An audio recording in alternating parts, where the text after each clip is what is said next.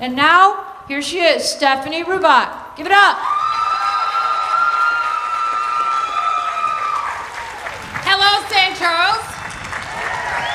Hello, St. Charles. Hey, what about those Chicago Olympics? Oh, darn. Well, I'm so glad to see you all out here this evening. And so I want to talk very briefly about a very, very important issue, and that's the issue of health care. But before I get to that, just want to clear up a few things. And the word's out there about you guys, okay? Tea partiers, the word's out that there's a racist element that is causing you all to rise up and come up against President Obama. Is that the case? But keep in mind that these are the same old tactics used to diminish and demean the opponent, and that's with any argument. So they're trying to use these same tactics to silence the majority that opposes or questions this administration's policies. So, you know, you're not racist, so you just keep on fighting, standing strong. You're patriots. That's what you are. You're patriots. And then they call people like me and Kevin Jackson sellouts. Well, I tell them, you know, I'm not for sale, and I've never been for sale, so that's okay. Now, I have to give you a little secret. I am the daughter of a Baptist preacher, so sometimes I get a little carried away. Can I get an amen? All right now. Okay. So anyway, I'm just glad to be here this evening to talk about health care and just how a massive government takeover will affect nurses, doctors, but most importantly, the patients. Because there's so many things that the media is not telling you. Like the word is just not getting out there. But America's health system, we know it's the best there is. And I'm really proud to be part of this healthcare system.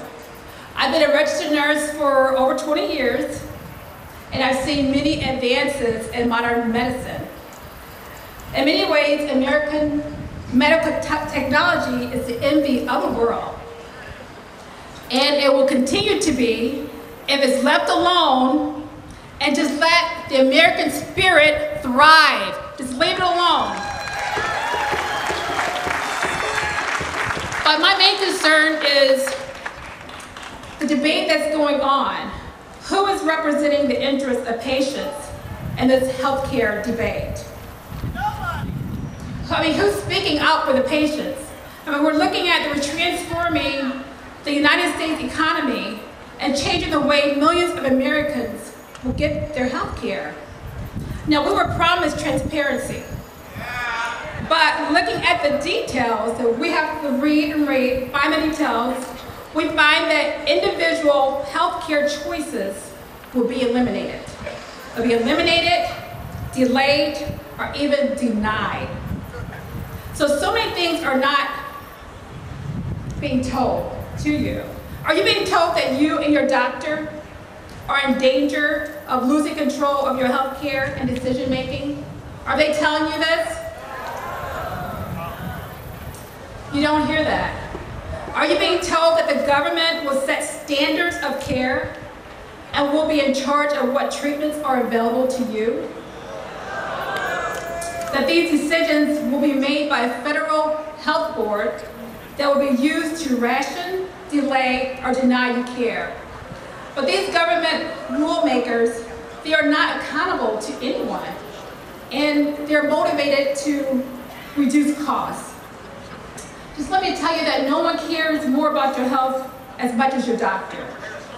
The bureaucrats, not the insurers, and not the politicians in Washington.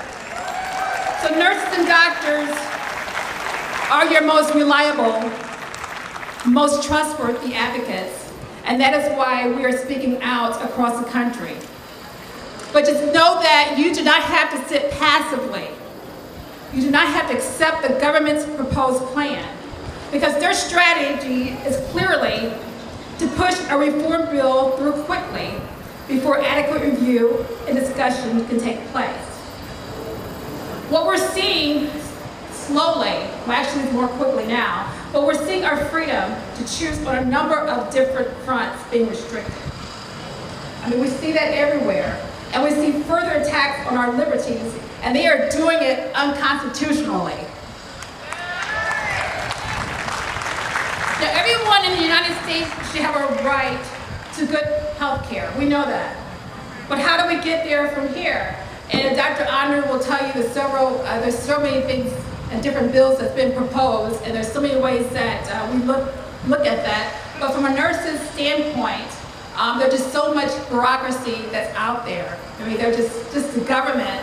There's mounds and mounds of paperwork from a federal level, state level, and just a local level that is just really taking you away from the patient's bedside. And what we're seeing is patients and doctors being left out of the decision process. Even today, I see patients losing their choice of doctors, they're losing the control of their health insurance options, and losing timely access to quality health care. So I'm really, is this better? Now, you all should have said something sooner, but that's okay. But everyone in the United States should have a right to good health care. But once again, how do we get there from here?